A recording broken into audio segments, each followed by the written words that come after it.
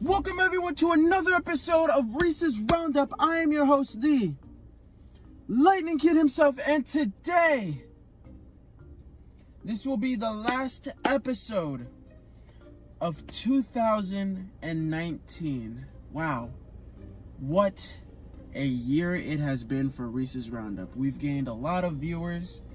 We've gained a lot of subscribers. We've talked about a lot.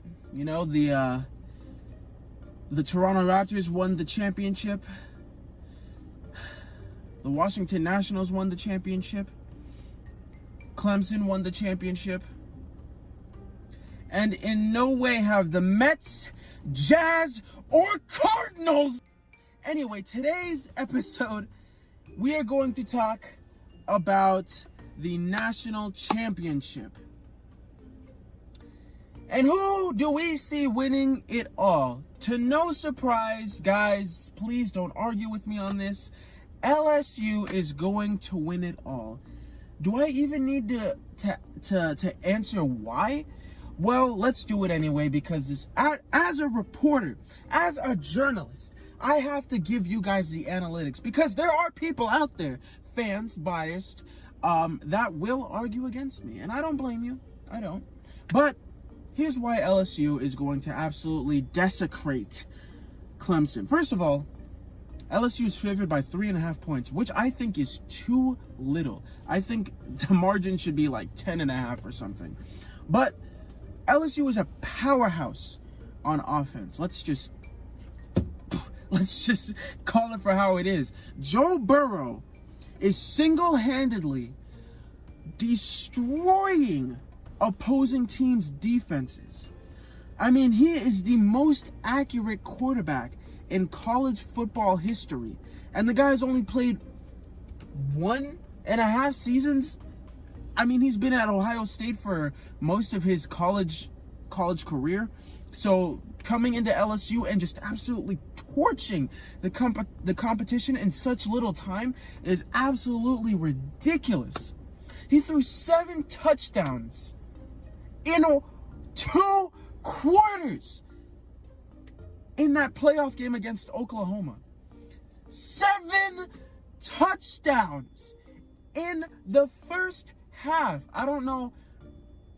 I mean, what more do I need to say about how dominant LSU is going to be or has been throughout this season? Guys, Joe Burrow has 55 touchdowns, right? 55 touchdowns and only 6 interceptions this season. That touchdown to interception ratio is, my God, I'm bad at math, so y'all do it for me in the comments. But 55-6 in 12 games, guys. That spells trouble for Clemson. Let me tell you what. That's not taking away anything from their running backs or their running back and receivers, because the LSU's receivers have 18 touchdowns each. How do you have? First of all, the average touchdowns in the NFL is like 8, 9, maybe 10 at most. These guys have 18 each, and their running back is no joke either. That guy just runs over everybody, scoring. I mean, he's no joke either. So where does Clemson fit in this scenario as to why they might have a chance? Well, here's how I see it. They have a really, really good defense. They've allowed 12 points per game and they've given up 12 points per game and have given up 152 passing yards per game. Joe Burrow has like 5,000 something yards this season alone. And that's about 300, almost 400 passing yards per game for Joe Burrow. Clemson gives up just about half of that. So they're going to need to force this guy to mess up if they have any sort of chance. And they do. They do. Their defense, given the numbers, shows that they can stop Joe Burrow. Trevor Lawrence is no joke either. That guy's a hell of a quarterback. He beat my Crimson Tide last season for the national championship.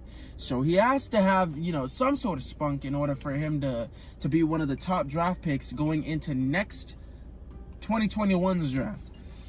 He has 36 touchdowns and 8 interceptions. And their running back also has 1,500 yards on the ground and 18 total touchdowns. So their offense isn't too bad either. Clemson actually averages like 45 points per game, which is mind-blowing. I think that's second compared to LSU, who averages 48 points per game. So that's kind of ridiculous. So if we're going to break it down to the nitty-gritty, I'll admit, after watching LSU play throughout the season since they're in the SEC along with my Tide, their defense is not good. But their offense makes up for it. And boy, oh boy, does their offense make up for it. Now, on Clemson's side, their defense is good as well. But they don't play in the SEC. They play in the ACC. Hell, they haven't even played a team as good, nearly as good as LSU this season. Hell, the only team they played this season that was in the top 25 was Virginia at the end of the season for the ACC championship. Hell, they had to overcome a 16-0 deficit against Ohio State in the playoffs. So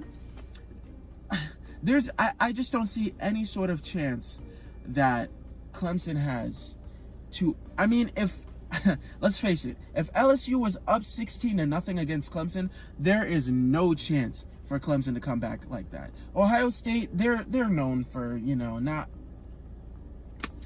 winning when it matters. So for the case of Clemson, they got lucky. Well, I wouldn't say they got lucky. They just were fortunate enough to play against Ohio State. In this case, LSU, when they go up, they ain't looking back. And that's why I see it as a complete blowout.